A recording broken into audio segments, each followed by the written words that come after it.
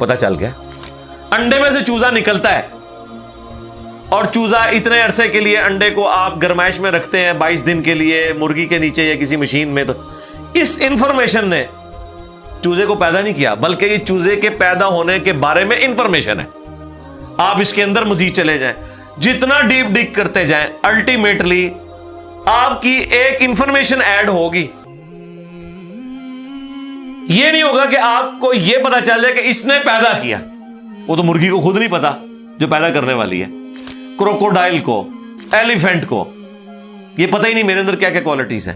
جس کو یہ پتہ ہی نہیں میرے اندر کیا کوالٹیز ہیں, انسان کو نہیں پتا ابھی تک میرے اندر کیا کوالٹیز ہیں. یہ تو بھی سائنس تھوڑا بہت آپ کو ایکسپلور کر رہی ہے.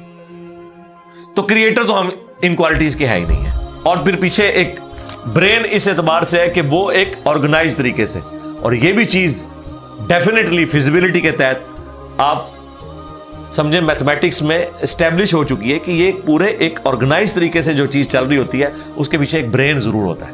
برین کے بغیر یہ کوئی ڈیزائن کر نہیں سکتا. فزکس کا سیکنڈ آف تھرمو ڈائنامکس جو ہے کہ انٹروپی یا تو کانسٹنٹ رہتی ہے یا انکریز کرتی ہے, یعنی ڈس آرڈر. خدا نہ خواستہ یہاں پہ دھماکہ ہو جائے تو ہر چیز بکھر جائے گی. اس کے بعد دنیا کا کوئی دھماکہ دوبارہ اس کو اس حالت میں ارینج نہیں کر سکتا.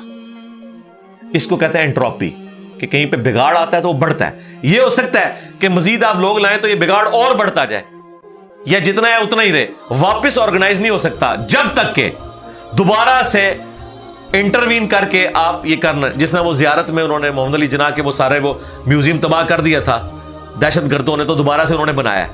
تو خود بخود تو نہیں بنا, دھماکے کے بعد تو سب کچھ خود بخود پھیل گیا تھا, لیکن دوبارہ اس جگہ پہ لانے کے لیے آپ کو بجٹ لگا ہے, برین لگا ہے, ایفرٹ پٹ کی ہیں, پھر جا کے وہ آرگنائز ہوا ہے.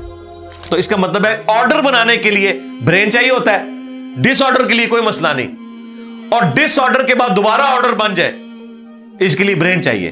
سرکار یہ کون سا ڈس آرڈر ہے, یہ کون سا بگ بینگ ہے؟ چھوٹا سا دھماکہ آرگنائز نہیں کرتا, چیز کو بگاڑتا ہے. اور اتنا بڑا دھماکہ اتنا بڑا آرڈر لے آیا ہے کہ پلانٹ ارتھ کے اوپر 2 ملین سے زیادہ سپیشیز ہیں.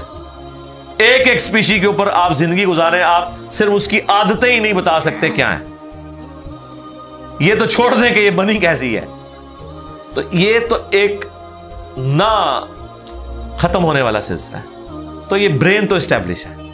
اب اگلا سٹیپ یہ ہے کہ یہ جو برین ہے وہ رچرڈ ڈاکنز بھی کہتا ہے نا دا گاڈ ڈیلوژن میں, جب فریڈ ہائل کا جملہ اسے کوٹ کیا گیا نا, فریڈ ہائل ایک بہت بڑا سمجھے فلاسفر بھی تھا, سائنٹسٹ بھی تھا. اس نے کہا تھا کہ انسان کا بن جانا